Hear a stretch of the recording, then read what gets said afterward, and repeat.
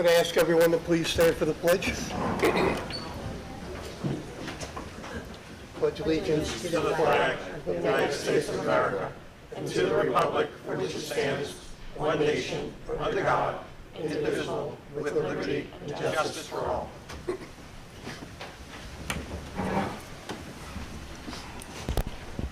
Good evening and welcome to tonight's town board meeting. It is January 13th, 2026. We're going to jump down to, we have the opportunity tonight to promote a couple officers, and we'd like to jump to that first, and then we'll get into our business. At this time, I would respect authorization to promote Police Officer William Brunke and Police Officer Keanu Oliva to the rank of Sergeant effective January 14th, 2026, salary as per PBA collective bargaining agreement. I'll move for approval, please. Motion by Danielle, Second. second by Tom. All in favor? Aye. Any opposed? Motion carries. Chief, I'll ask you if you want to.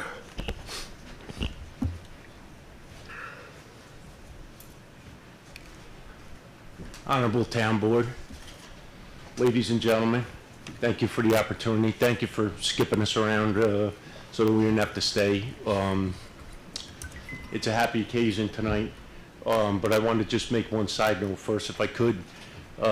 This afternoon, one of our sergeants, Sergeant Nick Mann, was traveling through Pleasantville, and he was on Bedford Road, and he was flagged down by a couple of people. There was a young lady that was about to jump off of the train platform, or excuse me, the train bridge onto the tracks.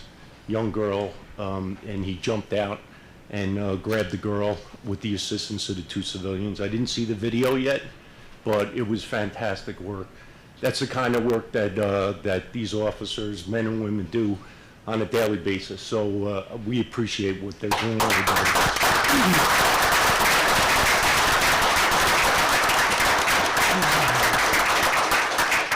So we're going to promote two officers tonight, and you guys already approved the motion. I thank you for that. William Brunke, Keanu Oliva, if you could step up, please.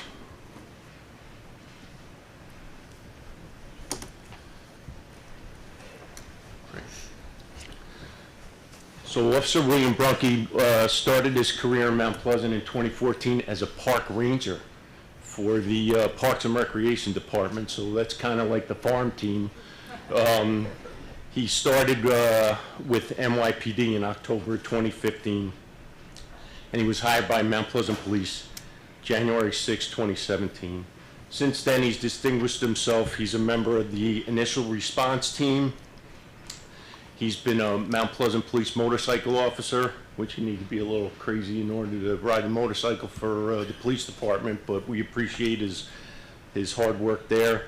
He's a firearms instructor and a car seat program installation person. So we thank you for what you've done and ask you to continue on. Keanu Oliva, December 2014, she was hired by Stanford PD in Connecticut, and she had a career there, and in June of 2019 she was hired by the Mount Pleasant Police Department. She's also a member of the Initial Response Team. She's been a field training officer for new officers. We've depended on her. She's a defensive tactics instructor. She's currently, she was just certified as a FBI hostage negotiator. She's responsible for half the gray hair on my head. And she'll also be the first woman promoted to sergeant for Mount Pleasant Police.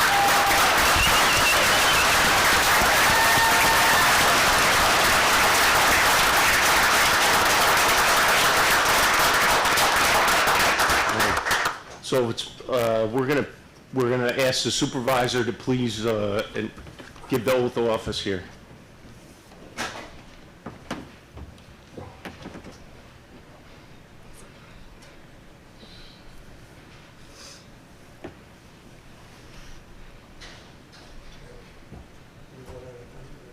You could do them both. Yeah. You both right hand, your both left hand on the heart. And your right hand is going to go up, and you're going to repeat after me. I I, state your name.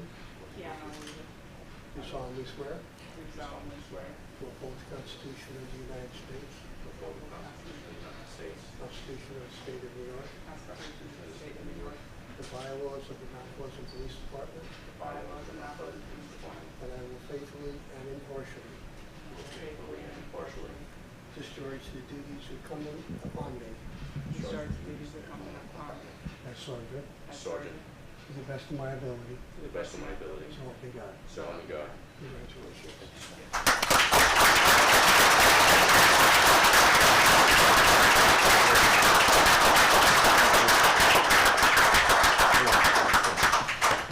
All right. If we could have Christine and the girls come up here, please. We're going to pin Billy.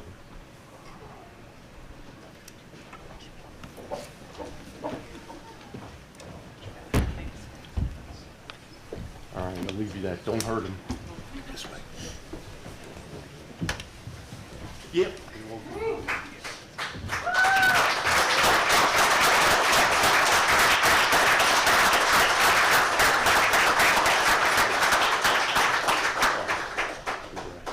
Good. All right, Keanu, come over here. I get the honor. Oh, wants to get a picture.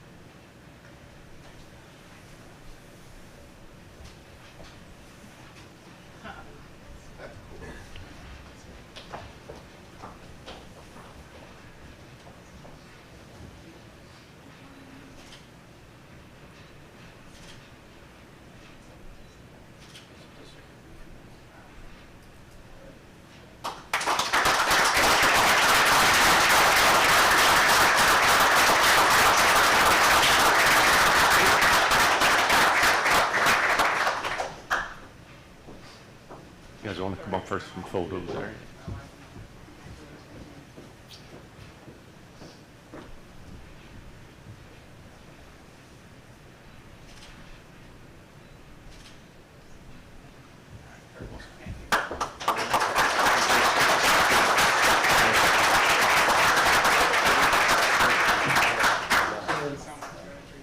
Oh, we got to sign the book over here and make it official.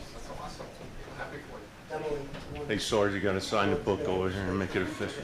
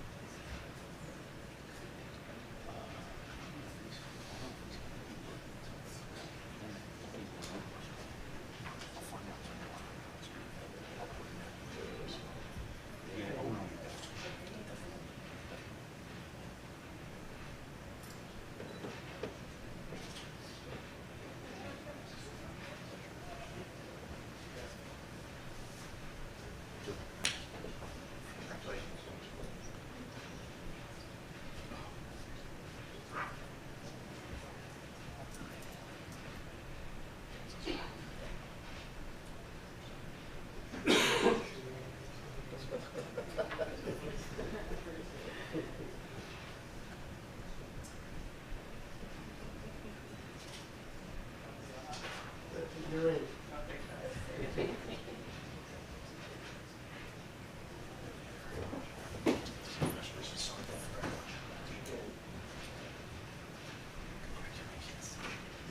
All right, thank you, Mr. Supervisor.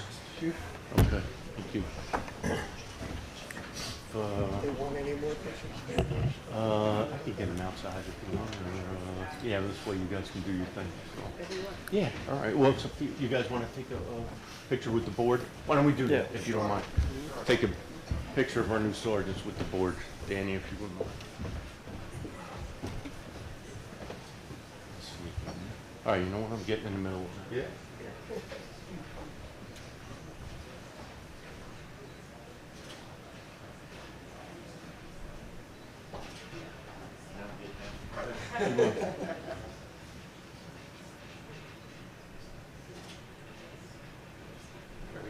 you.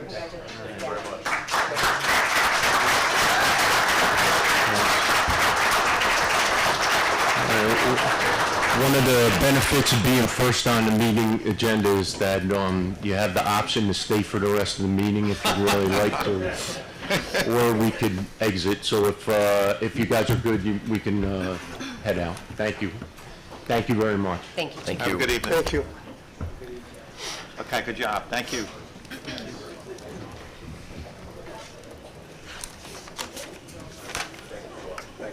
Good night. Have a good night. My sister stay on forever. Just goes off. That? Yeah. You can change it. I know I was always going to stay on longer.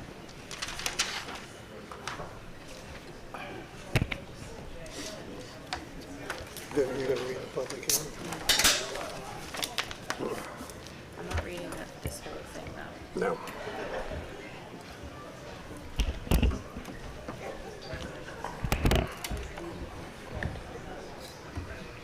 But we have the bit of work first. Right.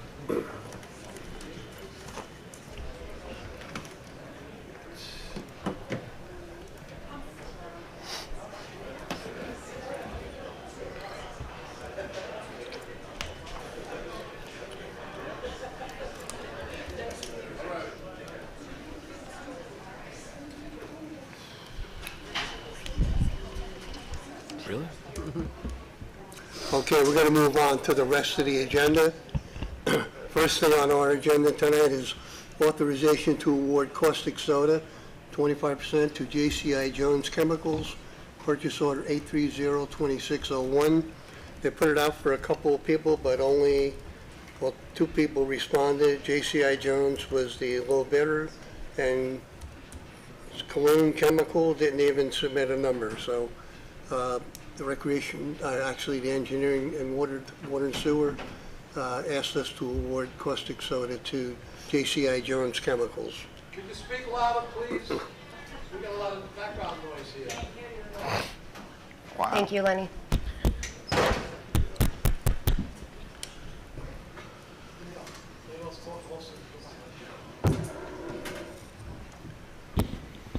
The award here is for caustic soda to JCI Jones Chemicals. I'll make a motion for approval, please. Motion by Mark, Second. second by Mark. Joe, all in favor? Aye. All right. Any opposed? Motion carries. Next item is public hearing. I'll ask Emily, our town clerk, to read the public notice.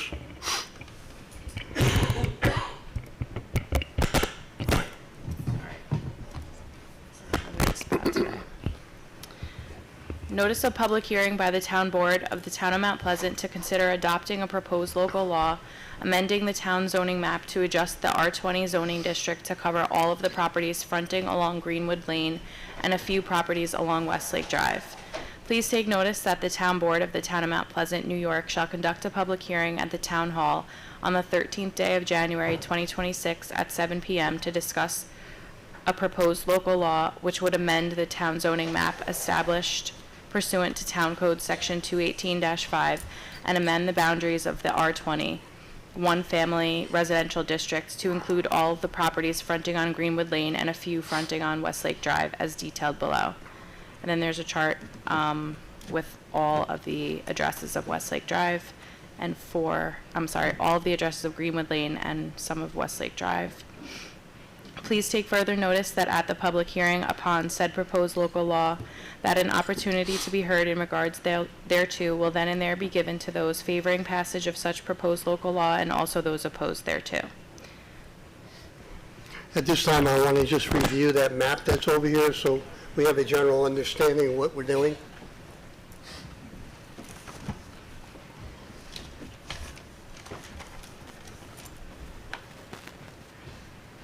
This issue came up due to an error way back on the original line for the R20 zone. Greenwood Lane is the area that we're focusing on right now. The original line came through some of the properties on Greenwood Lane, on the north side of Greenwood Lane. during the master plan, for whatever reason, we don't know why, the zoning line was put down below Greenwood Lane, putting all of Greenwood Lane in the R40 district. Now, R40 means 40,000 square feet. R20 means 20,000 square feet. That's the whole distinction we're trying to correct here. By this line being down here, it put everybody in R40, which is wrong. So now, the new line would be up here, which would be in the backyards of the north side of Greenwood Lane properties. So you would all be in the R20 zone. This came up because an architect came to us and said there's something wrong with the zoning here because somebody was trying to do an improvement on their house and they were restricted because in our R20, your setbacks could be lesser than in our R40. Because R40 is a larger piece of property, the setbacks are different. So to clarify that, the new line would be, like I said, in the backyard of Greenwood Lane properties. And everything going north would be R40 like it's supposed to be, and everything south of that would be R20. So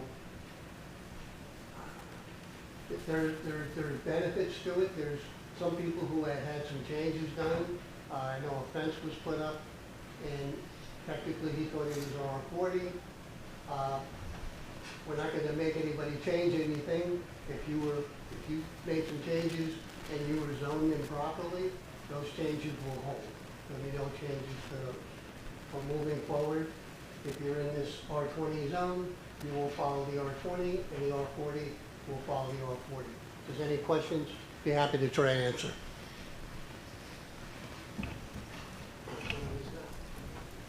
The public hearing is open. If you have any questions, you're welcome to come up.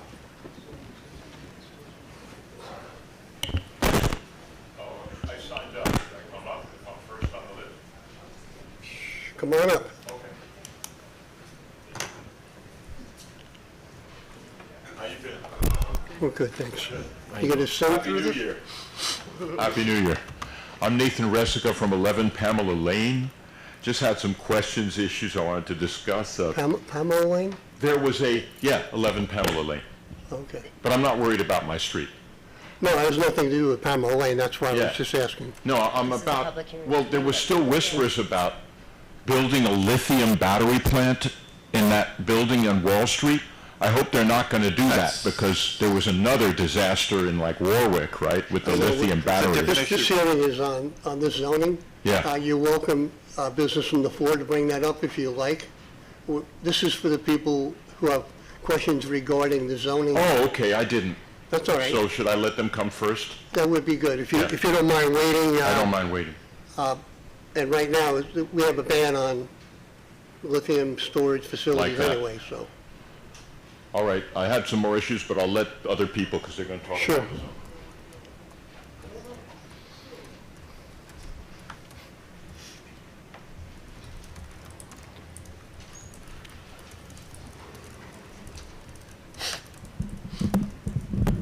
Good evening.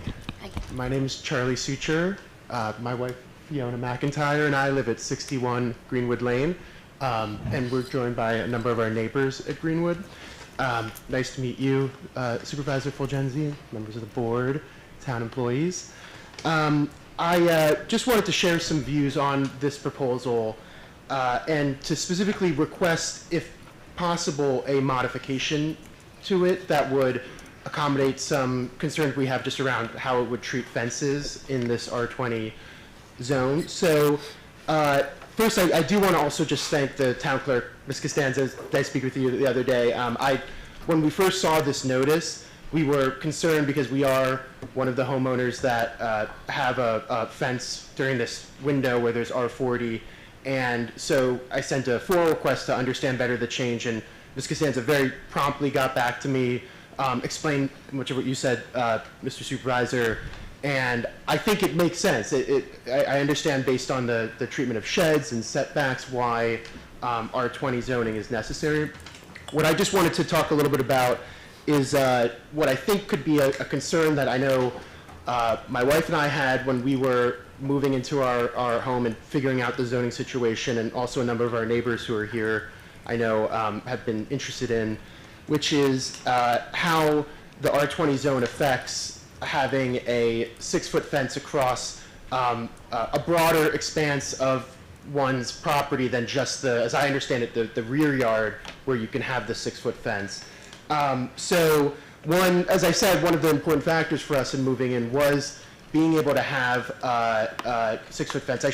I should say one of them is because we live at our home with our 2 dogs, Scout and Willow, but we also are hoping in the future to have a family, raise young children, and especially with how our house is set up, where essentially there's a pretty narrow rear yard, and then I think this is the case for a number of Greenwood houses. We have a more expansive side yards. It was very helpful and important to us to be able to have a 6-foot fence that covered much of the rear end of the property, which now encloses it for when our dogs are out there, when my young niece is over, when our future kids are hopefully playing around there. And so I just quickly wanted to go over some specific, advocate for some specific reasons why I think there could be some flexibility for allowing us, with this, what seems to be necessary change, to allow the neighborhood in Greenwood in particular to still have the benefits of an R40 zone for a fence, which are one, safety, which is, as I think we all know, there's been a lot of concern with coyotes over the past few years. A lot of governmental guidance recommends having 6-foot fences as a minimum necessary measure to protect kids from coyotes coming into the backyard. So I view that almost as a prerequisite to being able to feel safe in our backyard, given, you know, coyotes might be around or other types of larger animals. And another factor is I think it's consistent. I understand it was an accident that the Greenwood in particular became R20 or R40. I'm sorry, but I actually think by happenstance I would submit it is consistent with some of the changes going on in our particular area, whether or not they're sort of specifically related to the comprehensive plan, because I know there's the Toll Brothers Kensico Preserve project that's coming up. There's a potential sidewalk in the Greenwood area, the new development with the preserve with the city across the street. My understanding of those is that there might be some level of uptick in pedestrian, animal, car traffic, and I think that it would be beneficial for people in the neighborhood to have 6-foot fences to accommodate, you know, having the privacy in our backyard and also protection from if there's any animal traffic that increases in that area. So I would ask that we have that flexibility in being able to put up those yards. I should also just note, as I said at the beginning, we may be, I don't know if we're the only, or we're one of those in that window where we've been R40 in this current setup, where we did receive a permit for our fence, but I speak not just, I think, on behalf of myself, but also some of my neighbors who have expressed a desire for similar reasons I mentioned tonight to be able to have a 6-foot fence around a broader swath of their property. And also, I can't profess to be a zoning expert or sort of but it would give us some peace of mind to know, for instance, if we have to swap anything out with our fence or change anything, that, you know, that's still consistent with the zoning treatment. So I would just sort of conclude by saying we also understand that along with any benefits we would have of having a broader portion of our property that had a 6-foot fence, part of why we love this town is because it doesn't feel congested. It doesn't feel, you know, like everybody's, you know, putting up barriers to each other. And I think Greenwood is really a model of how you can have it both ways in that sense. A lot of our properties have a lot of spread out land and frontage available. And you go there and, you know, we all see each other, we walk our dogs around and say hi to everyone, and then we can go into our backyard and enjoy our property in the side yard area, the rear yard area with a 6-foot fence. And so essentially what I'm asking is, in making this change that I think, at least from my perspective, makes sense, that we look into if there's some way of modifying this that can assure us that we can still have that balance with the benefits of a 6-foot fence. So thank you very much for your time, and have a good one. The only challenge, I'm sorry. The only challenge to that is this is not the only area in the town of Mount Pleasant where you have an R20 zone. This throughout the town of Mount Pleasant is R20 zones. So by allowing 6-foot fences, we'd have to do that throughout town. And not all neighbors want a 6-foot fence next to them. So everyone has a right to go to the zoning board for a variance. And I think that's the only way that we'd be able to do this. We can't just give a blanket approval for 6-foot fences in R20 when it's not according to zoning. We're only doing this because if you've done it already, we have to respect the fact that there was a mistake, and you'd be grandfathered in if you did it. Sure. Thank you, and totally understood. Again, I don't profess to be a zoning expert. I think that and obviously a variance is always something we would keep in mind. I would just ask, I think that, especially given this particular period of time and what's going on in the neighborhood, that if there is some way of exploring, if, for instance, there's a special sort of zone that Greenwood is placed in that would allow for what I think appears to be the necessary changes for R20 and setbacks, sheds, but also recognizes that just given the unique place where we are, I don't, again, profess to be an expert, that it would recognize that we also retain at least some flexibility with how we're able to put fences. So I totally understood, and I would just ask that if there's a possibility of taking a little bit more time to see if there's a way the zoning can be worked out so that ex ante, instead of, because obviously variances can take have uncertainty to them, can take a lot of time and process, and I think that given the character of our particular neighborhood, we are, in my opinion, well suited for both the R20 treatment that you were talking about, but also recognizing that I think our neighbors really benefit from the peace of mind knowing that we can have a 6-foot fence across more than just the rear yard. I think, to be fair to all the residents on Greenwood, we would have to know if they would all want that kind of a zoning change. That's not something we would just randomly do to say that now everyone in the R20 zone now could have a 6-foot fence. I don't know how that would work.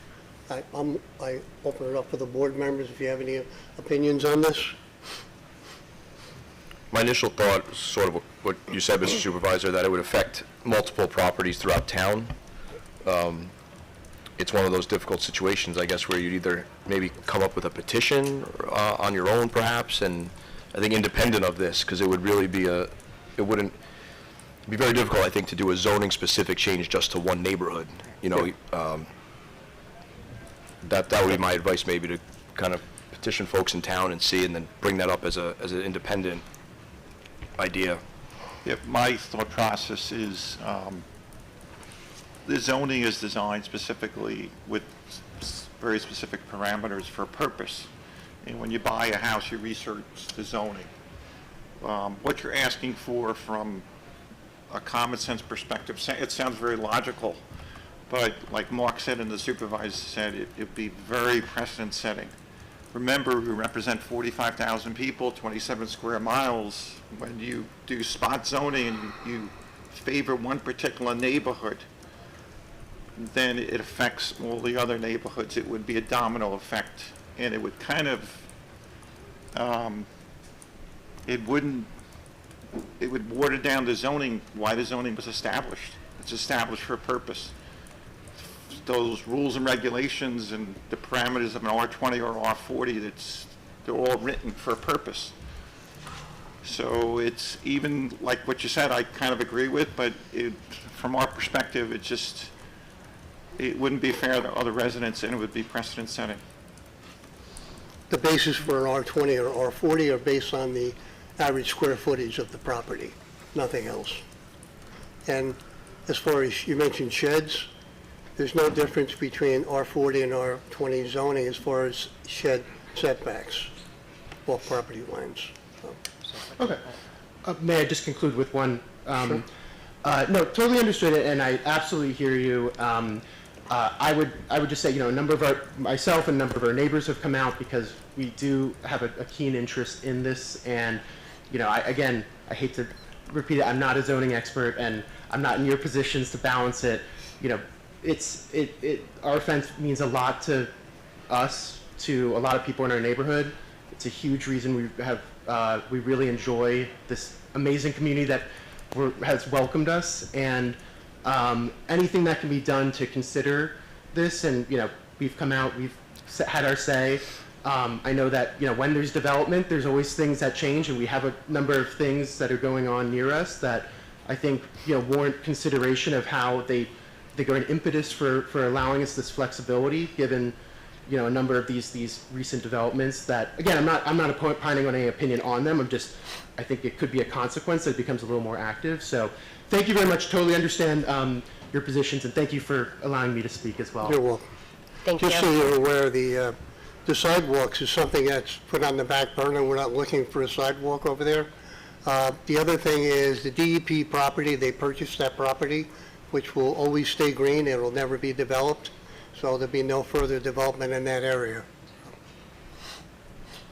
Good evening, everybody. Robert Lascala, 19 Greenwood Lane. I'm just curious. I want clarification on R40 or R20. What are the benefits? What's the difference? Are my taxes going to increase? What's happening? No. Your taxes are based on what square footage you have right now. So that nothing changes there.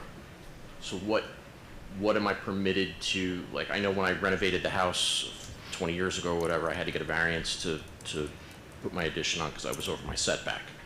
So now I wouldn't need that variance because the setback's larger or smaller? If you're in an R20, your setbacks could be smaller. Well, when did you do Yeah, the not by addition? much, but Yeah, there's a little bit of a difference. If you did the addition greater than 4 years ago, Yeah. you were in R20 back then also. Most likely. Which side of the street are you on? 19 Greenwood Lane. Yeah, so you were R20 back then, and then master plan was 2021. It changed to R40 inadvertently, 22. and we just caught it, moving it back to R20. So it would be the same setbacks. The benefit here, I think, the way this came about was a family had tried to do an addition, and the setbacks were much more limiting under R40 for your lot size. So they said, that's crazy, how can we not put a deck or an addition out, because the setback should be this? And that's when we said, wait, why did that become R40? By accident. But yeah, so if you did the addition prior to 2021, 22, then you were R20 to begin with. Okay. And as the supervisor said, there's no change. Someone had asked me that recently also about taxes. There's no property tax change based on zoning district. No. Okay, fair enough. Thank you. Good question, though.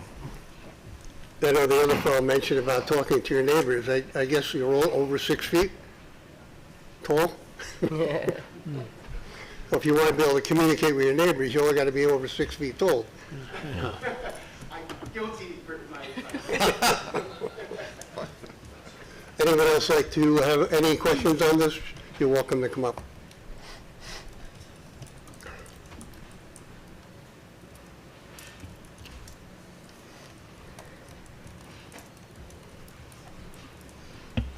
Tom Anello, 45 Greenwood Lane.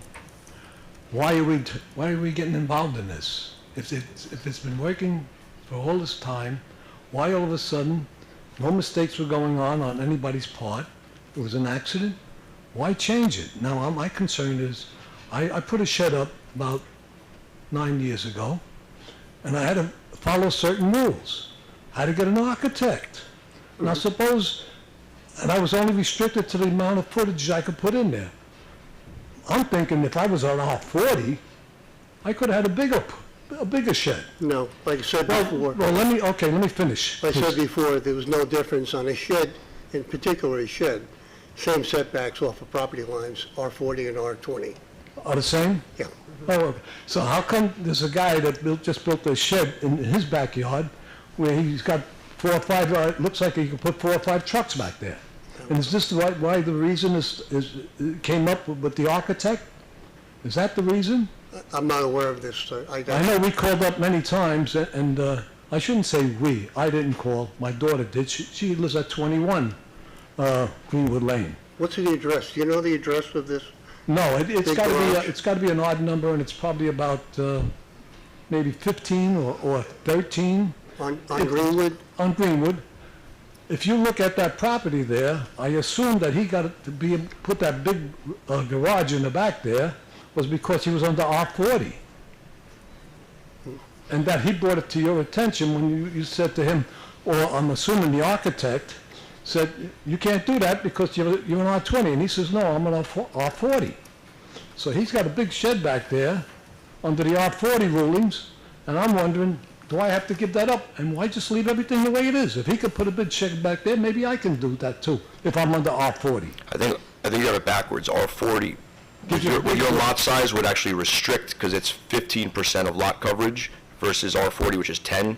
So R40 would allow you to build bigger. Yeah. Whereas R20 would allow you, Well, that's what my point. no, but typically I want to under, build bigger. if you were in a zone that was meant for R40, that was 40,000 square feet.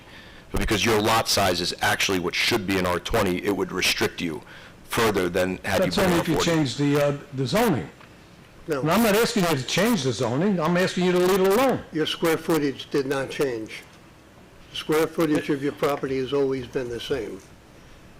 I know what my property is, but the rules that are governed under R20 as compared to R40 are different. Otherwise, you wouldn't change it. Now, I can see if I want to make a bigger shed, maybe I should have got an architect and just said, well, under the R40, I could have put a bit bigger shed because it's 15% of the property, and all these things would have been bigger. But if I want to do that now, I got to get another architect. You're always available to go to zoning board for a variance if that's what you wanted to do. Yeah, and it costs me money to do that. Now, if you don't do anything and you leave everything the way it is, I don't have to do that. We can't leave it because it's not right the way it is. We're trying to correct a mistake that was made years ago, because if you're on 20,000 square feet, you should be an R20. 40,000 square feet, R40. So now what happens if a guy that built something under the R40 and 2 years ago, 3 years ago, and now you're going to say it was grandfathered so that you can't make him knock it down? We really don't have a right to because a mistake was made. We have no I right. agree with that. You don't have a right to tell the guy to knock it down. Right. And that he's not breaking any laws. He did everything right. Yep. And you people are the ones that, oh, I shouldn't say you people, it was probably before your time. Don't take this personal. I don't see the reason for the change. You haven't convinced me that there's a reason to change. If it's gone along for 4 or 5 years and everybody agreeing with here, who's here to find out what's going on, it's the little print that we don't see, that we don't know about, that maybe you people don't even know about. But an architect might pick it up. I tried to be as clear as possible with this. No, I'm not, hey, a mistake was made once by the board, be made again. What you're saying today, it really doesn't affect anything, it could be the same mistake again. Leave it alone, that's my opinion. Leave it to R40 and forget about, you made a mistake, but let's not make another one. Okay. Thank you. Thank you. Carl, just one thing, if anyone in this zone, it's R20 now, right? They're between 20 and, some are a little smaller, 23,000 square feet. So they don't meet the 40,000 square feet. None of the properties do. So if you, sir, in your house, say, I want to put a deck on my house right now, you want to do that, you can't. You have to go get a variance to do that. If you move to the R20, you don't have to do that. That's the difference. That's why they're making it legal. They're making all your lots legal, right? Whether a shed was built that was huge way back when, you don't want big sheds in an R20 because the properties are smaller. R40s, they're supposed to be big lots, so then you can build a bigger shed. It's a generic you, not you personally. If Joe Smith lives at 10 Greenwood Lane, wants to build on his property right now, he has to get a variance. And if the law changes to the R20, Joe Smith, not you, does not have to get a variance because they're legal. Their lot size is legal. Because anytime you want to expand a nonconformity, you need a variance. Right. That's the reason from zoning. Don't agree with it, but that's what they're thinking about. To legalize all your lots, to make it easier for anyone to do something. Rather than making it easier for everybody, suppose you don't do nothing. Then if Joe Smith, not you, because you don't want to build anything, Joe Smith wants to build an extension to his house, the building inspector is going to say, okay, you can't do it. Why? You have to go get a variance because you're not legal. Your property is too small in the R40, so you're a non-conforming use, And since you're a non-conforming use, if you want to expand it, you have to go get a variance. That's why. They thought about Is it. that an opinion or is that a fact? Is this illegal? I mean, are we talking actual law now? He's That the is town actual attorney. law. He's the town attorney. He's speaking. I know who he is. Right, so, I want to know. I'm not sure if your question's rhetorical. He's telling me the law. No, I'm telling you he's the law. telling you It's the only law. my opinion. Someone could disagree with it, but the Yeah. building inspector feels the same way. I've talked to him about this. I've talked to the supervisor about this. That's why they're considering. If the board wants to make it easier for everyone, not harder, that's what they're doing. Okay. Thank you.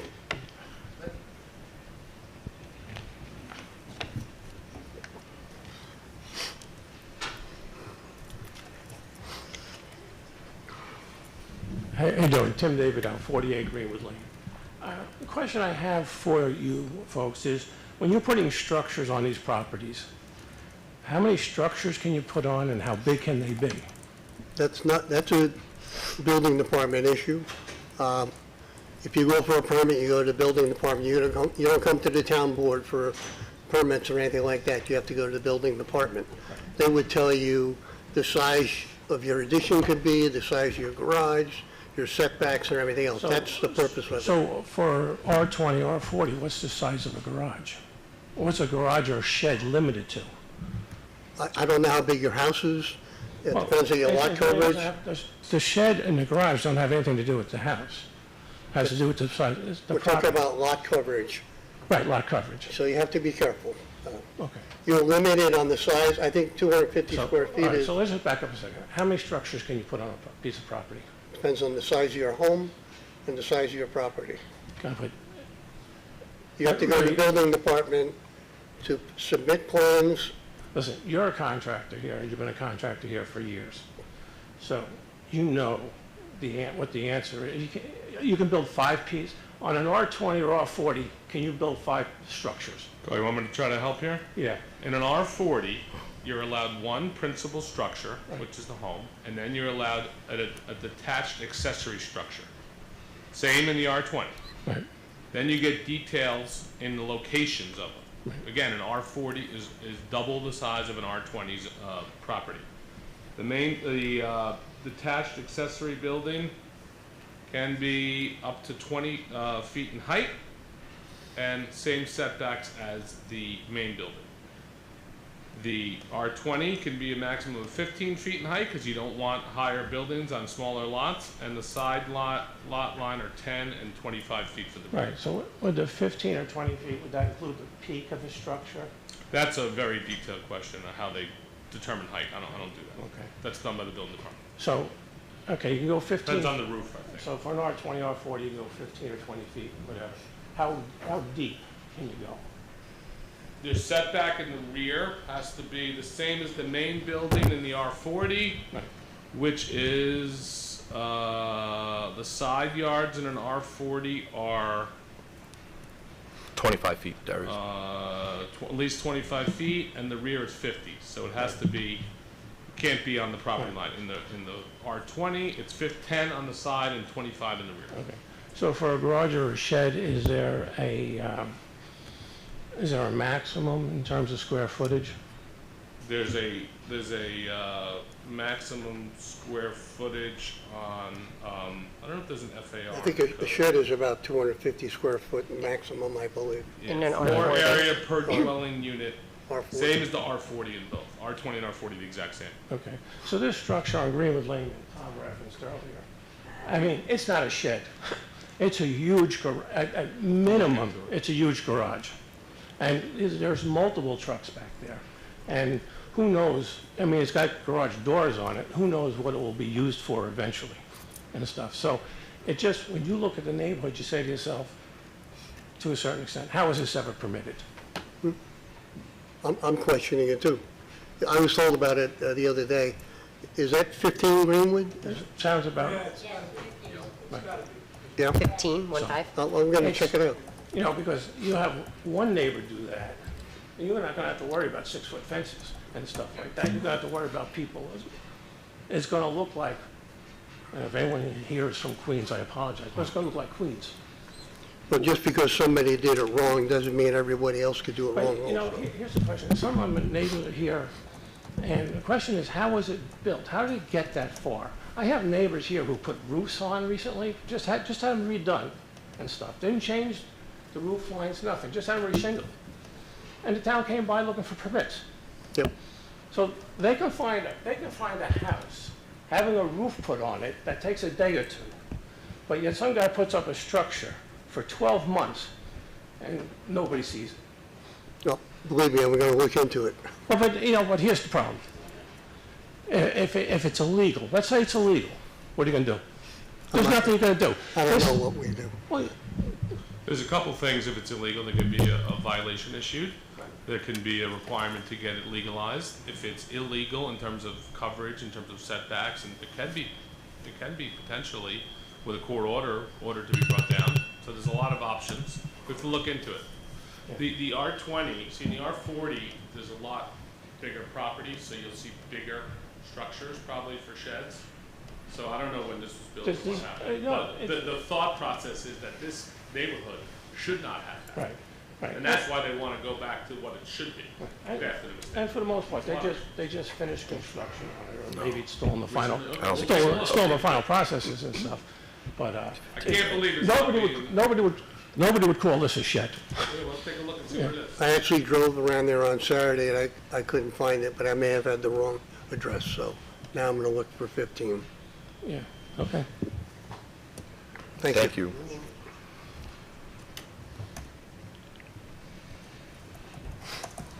Anyone else like to address the board on this issue?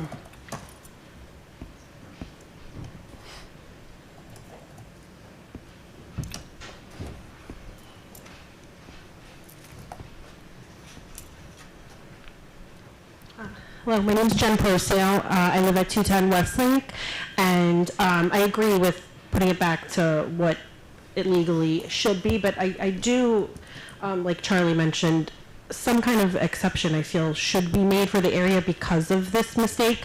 I mean, 2 out of the 3 sides of my house already have a 6-foot, and me and my husband have been getting quotes and looking into fencing in our backyard because we do have small children as well, and outside of a safety and privacy issue, I do think aesthetically, putting up a 4-foot fence against 6-foot fences that are already there is going to look kind of silly. So I know you're saying that you can't change just one small area, but I do think some kind of exception should be made outside of our only option being filing a variance.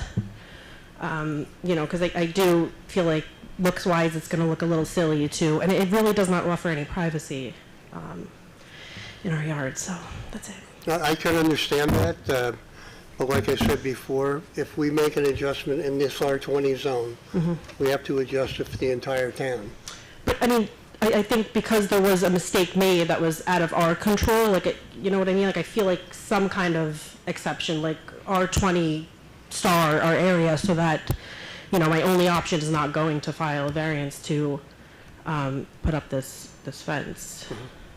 I understand. I don't know what legal Ken, but I recourse think we the have. suggestion earlier about having, if this neighborhood, anything along Greenwood Lane, if the strong majority wants 6-foot fences, it cavernizes, I think the thought process is that in smaller properties, you kind of bring, it Closes in. yeah, it closes in. That's why there's 4 on the sides and the front, and 6 in the back, for the privacy. And the bigger properties, the 6-foot fence, doesn't impact as much. Was the thought process? I think we changed this in 2016. I think the code was changed. So, I mean, maybe a petition, and then we could look at it. We could potentially look at along Greenwood Lane. Okay. It could set some precedent elsewhere, and then another. But then your neighbor may say, "I don't want a 6-foot fence. Yeah. I'm enclosed in now." That's why the neighborhood is very strong in favor of it. Maybe it's something you can consider. Okay. All right. Thank you. Whatever we do tonight, you are still allowed to file a petition if the neighborhood believes that some adjustment should be made as far as fencing. We could still address that. Anyone else like to address the board? there be no further speakers, I'll entertain a motion to close this public hearing. I would, I mean, I had a few more, couple of things more to say, not about the zoning. That could be from, during business from the floor. This is just for this public hearing. Yeah. I'll make a motion to close the public hearing, please. Motion by Danielle, I'll second. second by Joe, all in favor? Aye. Any opposed? Motion carries.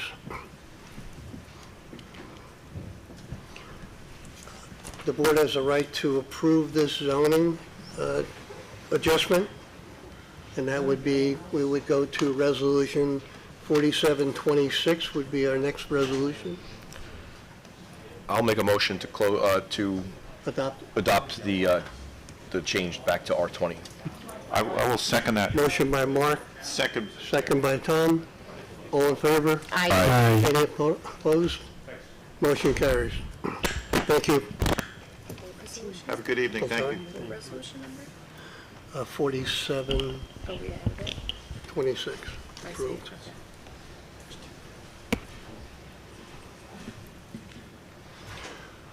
Moving on to the supervisor's report. Not that you haven't heard enough from me. First item is purchase order 122602, 2026 Human Resources Services. Let's see.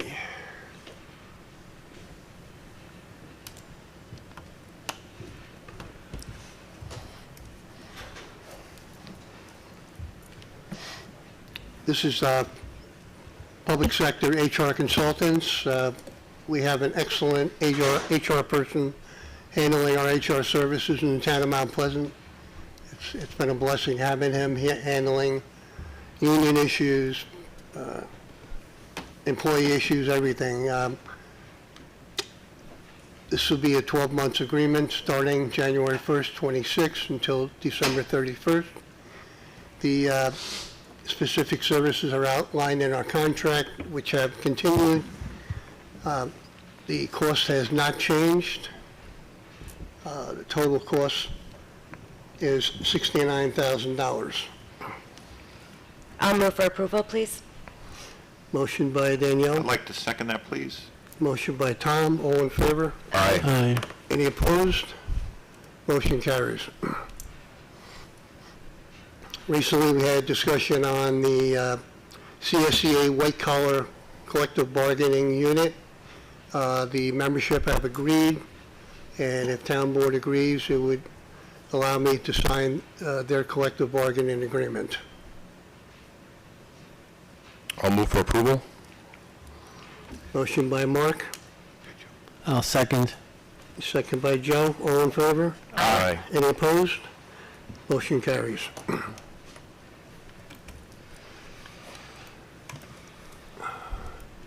Next item is in the engineering department.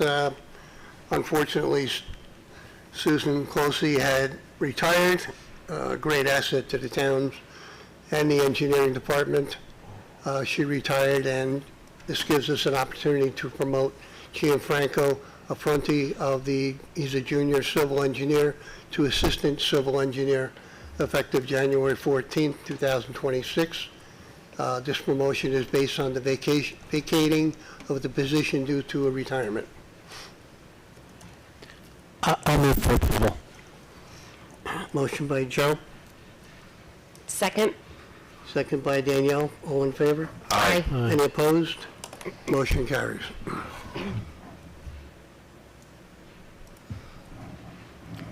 Moving on to seasonal hire in the building department. In the building department, we have, for the past few years, we've been upgrading, putting, like, most of our files digitized, is that what we call it? Digitizing them With a grant. through a grant, 1980 through 1999. This follows the prior grant, which covers 1960 through 1979. There's a lot of work involved with preparing these files, packaging them, and giving them to the company that digitizes them, I assume. This is a seasonal employee, an hourly rate of $28 an hour, 20 hours a week, duration of 3 weeks. Total cost is $1,200. Funds will come from the building department budget. I'll move for approval. Motion by Mark, Second? second by Danielle. All in favor? Aye. Any opposed? Motion carries. Our investment report, the town's current rate of interest is 3.25%. At this time, we have business on the floor. Anyone else wish to address the board on any town-related topic is welcome to do so at this time. Where's that? 3.25. Oh, yeah, the stretch of road when you go up the Taconic. Could you go up to the mic? Gate of Heavens. 45,000 people want to hear what you have to say. How you doing? It's great. Great We know to you be can here. sing. Mount Pleasant is amazing, man. Valhalla really is heaven. Yeah, it's like all the graveyards, it makes you think about how finite your life is. But there's a highway, the Taconic, right? When you go past towards Gates of Heaven, they've reduced the lanes, right? And it says reduced to 1 lane up the hill past Stevens Ave. And it's dangerous because it used to be always 2 lanes. How long is that going to be? Because now it's reduced to 1 lane up that hill past Stevens Ave, going towards, By Hawthorne Thornwood. Funeral Home. What? By Hawthorne Funeral Home. Yeah, and it's just, people expect it to be 2 lanes, and all of a sudden you're narrowing, and I'm just wondering, what, is that temporary? What's the story with it?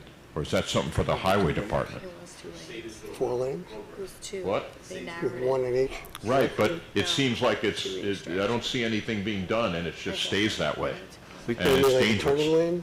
definitely. I'm sure we could look Drivers into it. expected who aren't in the area, they don't know it's gonna go to 1 lane. When you make And the all of a right sudden, on you're down to by 1 lane Hawthorne on Funeral that Home. hill, and you By have to like Piazzas, signal, make the you're right doing to it. get onto Stevens. Yeah, I believe it's both northbound and that southbound. whole area. Yeah, do you know, yeah. I'm not aware of the I don't know project. why It's a they did state it either. DOT I don't- project. but I don't know. Any idea when that project's gonna end? Because they don't seem to be working, and I think it's dangerous both ways. So that would be a state project, I Yeah. believe, yeah. We'll look into that. Okay, That's thank you. Interesting. Thank Yeah. you. Other Like things abandoned aren't it. as important. I mean, like handicap spaces, I really pity handicap, but they're growing. There are more and more handicap spaces at the pool everywhere, and they're not being used a lot. So what I mean is, are more people actually physically handicapped? Did they do a study, or are these some mental handicaps like anxiety? I'm just curious, These are because suddenly requirements. there used to be 2 handicap spaces, now there are 8. There's certain requirements. What? Yeah, Certain gone up. handicap spaces you're required to have. right, but they've gone up. The amount has increased Well, dramatically. we have a lot more handicapped people. I mean, but are some of those mental handicaps? That's what I'm curious, because Oh, they're that- empty a lot. I'm not here to It gets judge harder that. and harder to park near the place. If it was mental, there'd be a lot of people parking. I might be able to park, I might get a classification there. But, yeah. Oh, and also the new mall, which is not that new anymore, where, the Thorn Restaurant is. Columbus and Plaza. Ratazza, right. It's created some traffic hazards that you're crossing, you see people crossing at different times from there to the other side. And sometimes people cross from there when both lanes are not clear, and they're expecting a lane to clear. And I've seen some near misses already. So it's kind of scary, the amount of traffic that's coming there. They have to maybe watch that. There's also a flashing walking sign right after it, and that's 45 miles an hour. So when you're going that fast, you don't get any yield or anything, and you see a flashing walking, it's not too easy to get ready for that. You don't usually see people walking there anyway, but sometimes it's flashing. Anyway, just some things I thought I'd touch on. Thank you. So, We have to get into more cars and slow them down. say it again? We have to put ourselves in more people's vehicles so we can slow them down. Exactly. And pedestrians. Certain things you can't teach. Pedestrians are kind of tricky on that road too, and you see some, and you shouldn't be stepping on the road. It's dangerous for them. Thank you. Thank you. Video.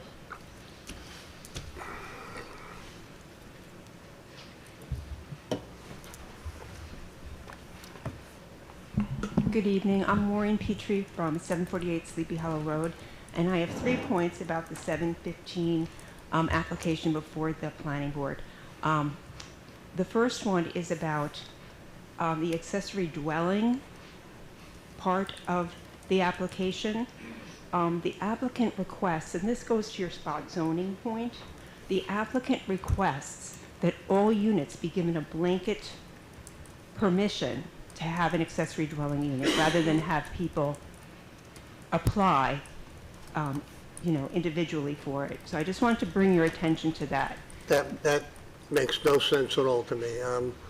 Generally, you have to reside in a home for a year before you can even apply for it. Right. Plus, So you have to meet other requirements. Just to add to that, I was on the planning board for 10 and a half years, and there's an accessory apartment law, and it's very stringent in nature, and there's a very specific criteria, like the supervisor mentioned. To suggest that to the planning board, it holds no merit. Okay. Because that did concern me when I was reading over the final environmental impact statement, because that is a request from the applicant to the planning board, that a blanket, because they may have more difficulty getting variances for an accessory unit because of the smaller scale of their homes. They requested that the planning board sort of give a protection, blanket protection, that they be able to get accessory units. I think they were giving this example as a response to affordable housing. So that's Thank you for. that's one point. The second point is an invitation. If you look at the plans, it doesn't look horrible on paper, but I would just ask you as kind of a thumbnail sketch to drive up Sleepy Hollow Road. If you get to 715, you'll recognize it right away because it has 3 mailboxes. It has like a school bus stop right there. And because it's winter, you can see straight down to the caretaker's cottage. And the request is, among the 31 houses, to have 3 houses from the mailbox area right to the caretaker's cottage. Not one, like you would imagine, but 3 houses. I think some of these lots are less than 10,000 feet. And I just listened to the whole description of the R20. Again, I'm not a zoning person, but R20 or 20,000 feet lots? Is that correct? So these would be significantly less than even an R20 lot in an R40 zone. So, and part of their argument is that this application meets the character of the neighborhood. So if you just, I think I could, if I were a better baseball player, I could probably throw a ball from the mailboxes to the caretaker's cottage, and they're suggesting that 3 houses be put there. So that would be even like a lot closer than the houses on Greenwood Lane, for example. So, just for your own education, rather than looking at paper or listening to people's arguments, just take a ride. You don't have to go on private property to see it. You can see the street to the caretaker's cottage, and that's the closeness of one of the proposals. The rest of them, obviously go to the lake, and you've heard a lot about that. I'm not going to go into that tonight.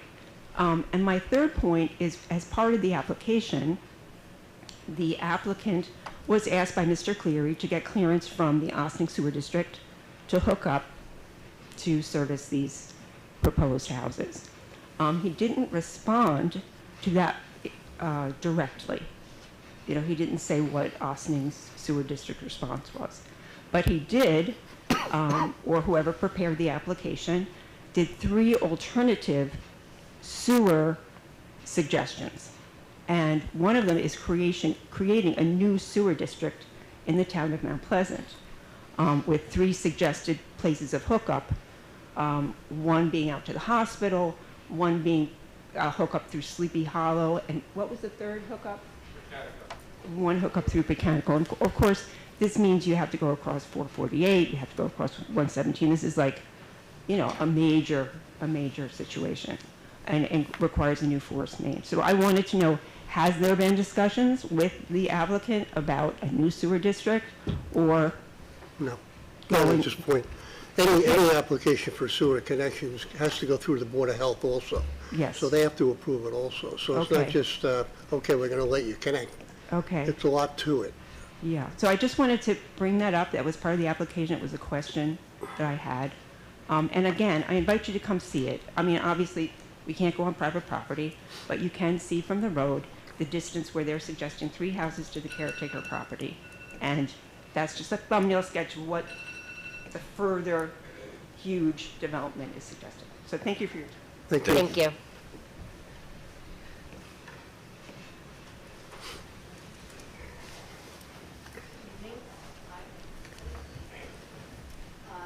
Nancy Rogers Galadets, 81816 Sleepy Hollow Road in town of Mount Pleasant. And I want to say a little bit about what Maureen just said. I actually think what would be very important in this particular suggestion that they're doing from a plan is for having them to do a scale model. Because it's very difficult actually to imagine, at least I'm more of a visual person, so to see these little townhouses, you know, ultimately is what they amount to. It would probably be really great if a visual rendering could be done, you know, 3D type of thing. It doesn't have to be fancy, popsicle sticks, something, you know, to give us an idea. I also came to talk about the property, but more in terms of the draft FEIS that we've been given to review and kind of the expectation and really what hasn't met certainly my expectations, and I think you probably have read already the gaps and omissions that are still existent in the FEIS. So at last week's planning board session, you probably know on January 7th, we were told that, you know, we had the FEIS, the draft FEIS back on the holidays, kind of after the meeting we had before. So if you wanted to work over Christmas, you could look at it. And we were given the opportunity for one more week to submit written comments, which will end this Thursday, the 15th. And then there's a suggestion that was made by the chairman that there would be public hearings, multiple, I guess, over the next 30 days. And the intention that we're led to believe is that those comments will be, you know, listened to, reviewed, and, you know, responded to in the form of asking the applicant to, you know, deal with the things that were perceived as omissions or you know, oversights. And my concern is that, you know, I'm hesitant to say this, but if the draft FEIS is any indication of the planning board taking responsibility for ensuring public and expert comments have been meaningfully included and responded to in this draft FEIS, I actually have little to no confidence that the planning board would take the next round of comments into account and come to the logical conclusion that they should not accept this draft FEIS. Why? Because the current draft FEIS, sorry I'm like repeating that, but it's got to be done, it ignores, it rejects, and or provides patronizing responses while not providing the specific plans or alternate plans responding to the public and expert input. And there's quite a few of them. There's a great letter, which I didn't make a copy of, that was given to the planning board December 16th. I think it's about 5 pages. It's extremely well documented, articulating the gaps, talking about these like new fanciful plans that have been added. Let's build a sewer to 448. You know, I mean, it's like, okay, you get a 5-year-old to decide that and put it in the plan. I mean, it's ridiculous. But I have a really specific example that we talked about last time, and which I and many more requested during the public hearings. As we discussed at the last town board meeting, there were numerous requests for any next version of the DEIS to include alternate plans, impacts, etc., for lower house counts on the property.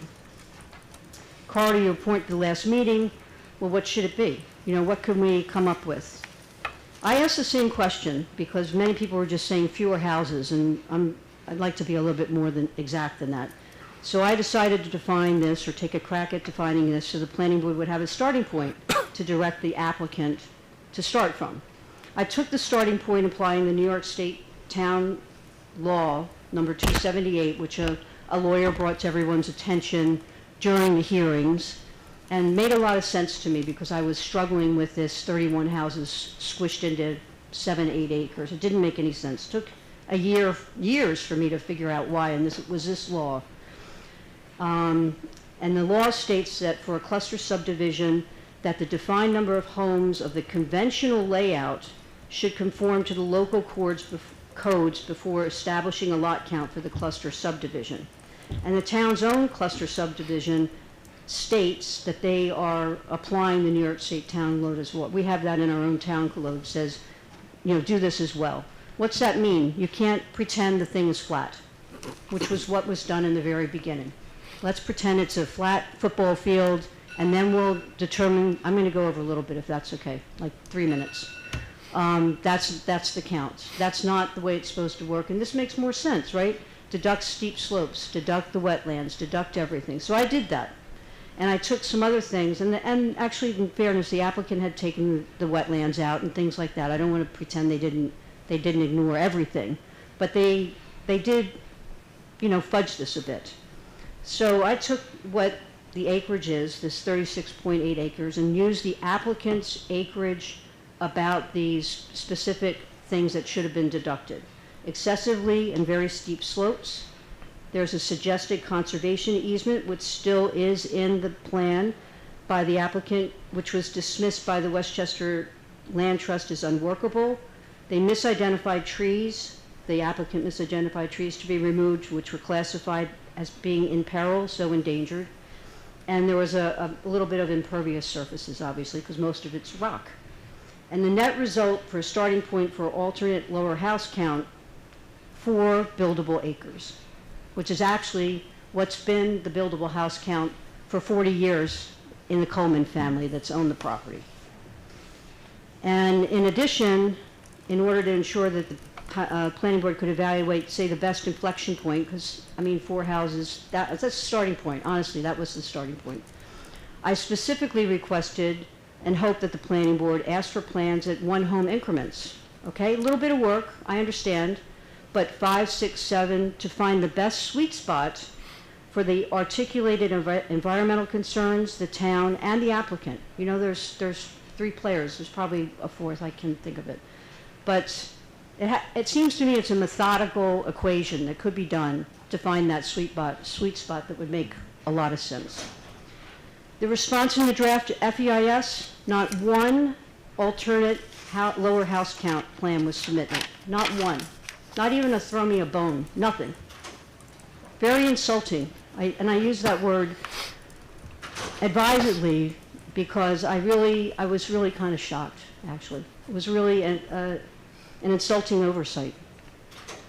So based on this draft FEIS and the lack of alternative house counts, as an example, there are many, many more, and you can see this in this document submitted on the 16th by Mr. Vida, I believe.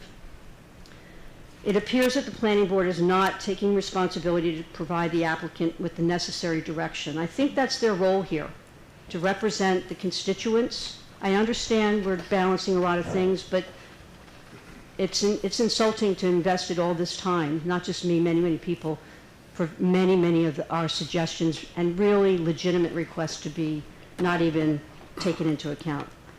In the last meeting, I requested that the town board urge the planning board to not accept this draft FEIS. And now that we've actually seen it, most of the same gaps and issues identified during the public hearing remain. So I make that same request again tonight. Thank you. Just as a point, I went to the county, it's probably 2 years now, I saw that. requesting Westchester Land Trust or Westchester County to purchase that conservation easement, and neither one of them wanted it. But I said it was unworkable. I don't know the details, so I can't comment on that. So it was a money thing that I got out of I'm it. sure. Yeah. And I brought my little back of the envelope house count thing. And I did 5 copies. Maybe I'll just give them to Sure. Emily, if that's okay. And just for your info. Thank you. Starting point. Thanks for your time. Really appreciate the work you put into it. Thank you.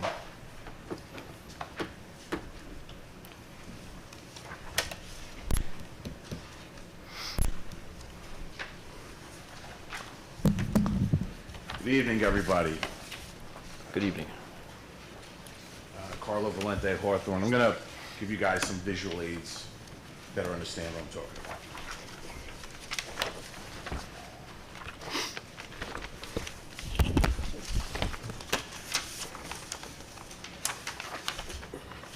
Okay,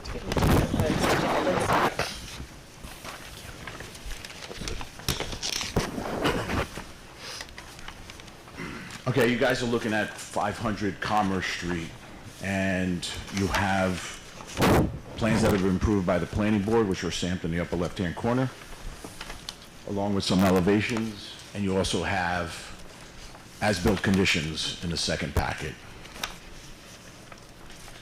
What was proposed was not built. Items range from safety issues, sidewalks, landscaping, facade, fenestration, specific details. Those are the major items that I saw. Planters, plantings, major and minor details as well. So I foiled for those approved plans. I took the photos myself of what's there existing, and it doesn't match. And requested reasoning why. And the answer that I received was, the building is built as is, and there's nothing further. And I'm just curious because I came to those board meetings, and I liked that proposal. I believe it was a local architect. She gave specifics of what's supposed to be drawn. It was supposed to be indicative of the master plan. A lot of details were supposed to be there. And both the front and the back of the building, those major items don't exist. The building has C of O as of September 9 of 2025. Temporary CO. That's what I was told. No, fully issued. TCO was issued June 24 through July, and then a full CO was issued September 9. If you guys want to take a look at that. So my concern is, how do we get this building complete if the developer has a full CO, because there's nothing holding him to complete anything? And everybody knows who this, he's on the planning board. His name is, I believe his last name is Piazza. I don't know him. I have no issues with him. I just want to see what was proposed built. That's my only concern.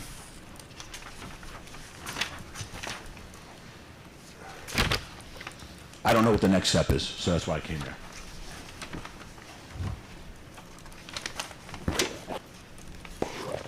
Who gave you the answer when you reached out, when you said it's as is? I emailed the building department. Building department says everything is complete. They didn't mention to you that the sidewalks, they're waiting for approvals? No. Sidewalks, landscaping, the front of the building is supposed to have this, this beautiful hanging planters. There's supposed to be trees there. Yes, so we've recently been discussing this and asking the same question regarding the sidewalks, and we were told that they were waiting for DOT approval because the DOT... County works pretty fast. I work with county a lot. And state. State. And state DOT. State? Okay. Because we're all wondering the same thing, why there isn't a sidewalk and the trees. And that's 2 weeks ago, we were told that they were still waiting for approvals to put the sidewalks and the trees in. But, there's still fenestration that's not there. There's still detail for that's pseudo-Tudor styling. The finishes on the front facade, the rear, the canopy, all of that doesn't match what was submitted and approved.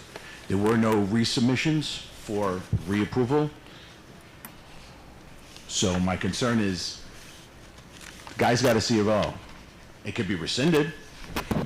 He could hold his feet to the fire. I'm sure there's people living in there. I don't want anybody kicked out of their home.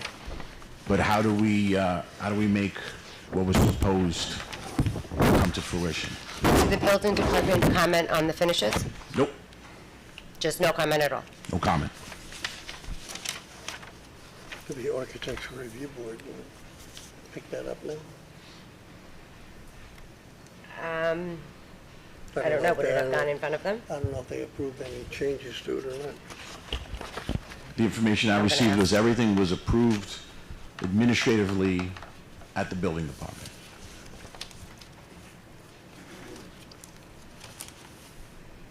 I'm going to try and reach out and get you some answers. You can go back to that email. Yeah.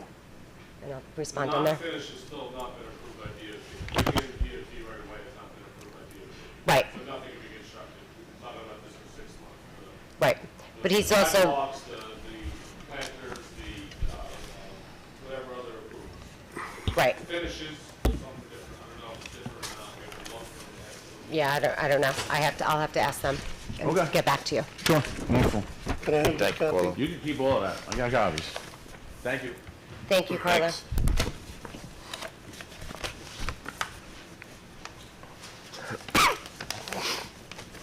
Anyone else wish to address the board?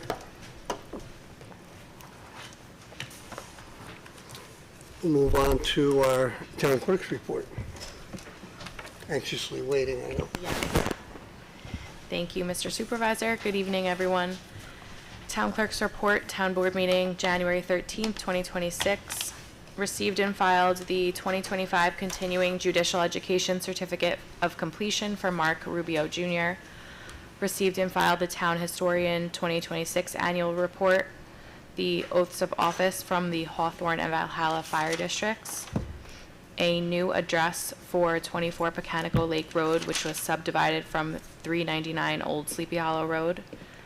Received and filed 4 zoning board resolutions for Michael Hunter, 9 Byram Meadows Road, John Keck, 18 Mountain Trail, Maria Padone, 11 Clover Road, and Jessica and Connor Downey, 753 Warren Avenue. Received and filed 1 planning board resolution for pickleball and padel facility. I think I'm saying that wrong, Carolyn. No, I think it's padel. It's a French, it's a French sport that's coming to the States. Carolyn gave me a whole lesson on that. The site plan approval. And received and filed 2 notices of claim for Allison Haberman and Patricia Paleo. Item 7 would be referred to our town attorney. Moving on to council reports. Councilwoman Zano. Thank you, Mr. Supervisor. Good evening, fellow board members, our town clerk, and residents at home and here with us tonight. My report comes from our highway department. My first item is purchase order 50-26-01. The vendor is Atlantic Salt. I know nobody wants to hear that word, but here we are. Atlantic? Yeah, exactly. This is obviously for road salt, 1,000 tons. The unit price is $78 per ton per New York State contract. There's a fuel adjustment. The total cost is $85,866. Move for approval, please. Motion by Danielle. Second. Is that Tom? Yes. Tom? You gotta let it out, Tom. Yes. All in favor? Aye. Any opposed? Motion carries. My next item is purchase order 162-26-01. This actually comes from the building department. The vendor is ICC-CDS LLC. The town of Mount Pleasant was awarded a grant in the amount of $68,018 for the 25-26 cycle of the Local Government Records Management Improvement Fund for scanning and indexing of residential building records. This marks the town's second award following a 2021-2022 grant that funded the scanning of over 10 years of the building department's oldest records. ICC-CDS will index and transfer the scanned records into Laserfiche. ICC-CDS was chosen to provide this service because it is the value-added reseller of record for the town of Mount Pleasant's Laserfiche system, and thus the only entity that can perform this service for this project. This purchase order, 162-26-01, is for the indexing portion only of the project, which is $8,100. The scanning portion will be submitted at a later date under a separate PO, approximately $60,000. We are set to receive the first payment, 50% of the grant funding, by the end of January 2026. Again, total cost is $8,100. I move for approval. Motion by Danielle, Second. Second by Mark. All in favor? Aye. Any opposed? Motion carries. And my last item is purchase order 162-26-02. This is again from the building department. This is a JHW plan review for the first set of townhouses at Kensico Preserve. Total cost of the review is $6,800 and will be covered by the builder. I move for approval, please. Motion by Danielle. Second. Move for approval. Second by Joe. All in favor? Aye. Any opposed? Motion carries. Thank you. Have a good evening. Councilman Bonanno. I would like to start by thanking the town board and Supervisor Fulgenzi to welcoming me to the council, and also thank the residents and citizens of Mount Pleasant for giving me this wonderful opportunity. With that, I'm going to read the controller's memo. All right, from the assessor's office, $700 for Westchester County and New York State dues. From the town clerk's office, security paper, $518.75, and dues from Westchester County, $355. The attorney, legal fees, $1,451. Public safety, continuing education, $5,088.21. For our seniors, registration, we have this online registration, software, $947.56. More software registration for the recreation center, $947.56. For our adult programs from the recreation department, $4,644.89. The pool registration software, $957.56. Our youth programs, $7,531.48. And then Goosetown Communications, which is an upgrade to our communication systems, $149,683.83. And the light on Columbus and Stevens was replaced for $94,568.58. And then we have some special drainage for $45,489, and our sewer and water repair for $5,398, for a total of $336,474.45, and all of this will be on file at the controller's office in the town. Thank you. I also Move for approval? You move for approval. Move for approval. Motion by Joe. I'll second that, please. Second by Tom. All in favor? Aye. Any opposed? Motion carries. All right, I also have some budgetary transfers. $5,000 for continuing education, and $5,000 for some vehicle and car maintenance. I need a motion for approval. Motion by Joe. Second. I'll take a second. Second by Mark. All in favor? Aye. Aye. Any opposed? Motion carries. Thank you. Councilman Saraceno, I believe you're off tonight. Yes, Mr. Supervisor, thank you. Have a great night, everybody. Councilman Salia. Thank you, Mr. Supervisor. Good evening, ladies and gentlemen. My report is from the Police Department. We have a purchase order for you. It's number 30-26-01, Police Department Policy Software. This purchase order is for software and services that manage department policies for accreditation, handles scheduling for all police officers and civilian employees, and offers anonymous mental health assistance for police officers. I move for this software approval for the police department, please. Motion by Tom. Second? Second by Danielle. All in favor? Aye. Any opposed? Motion carries. The second item, Mr. Supervisor, is from Chief Oliva, our police chief. It's authorization for IMA for Joint Emergency Response Team. It was mentioned during the promotion ceremony. The town of Mount Pleasant Police Initial Response Team has been training with Ossining Emergency Response Team for over a year in an effort to enhance public safety and foster shared municipal services. The police departments from the town of Ossining and the town of Mount Pleasant are endeavoring to have written agreement to clarify details of this joint venture. Attached is the intermunicipal agreement. I would respectfully request authorization to enter into this agreement with the town of Ossining. This is for public safety. It's a great idea. I move for approval for this IMA, please. Motion by Tom, I second. second by Joe. All in favor? Aye. Any opposed? Motion carries. And I thank you. Have a great evening, and congratulations again to the two sergeants that were promoted. We appreciate your hard work, and thank you very much. Town Attorney, I do not believe we have anything. Nothing today? Moving on to our schedule of meetings, our next work session, Tuesday, January 20th, 7 p.m.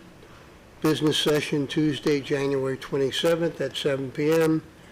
And if there be no further business from the board, I would entertain a motion to adjourn. So moved. Motion by Tom, Second? second by Mark. Thank you. Meeting adjourned. Thank you. Good night. Good night.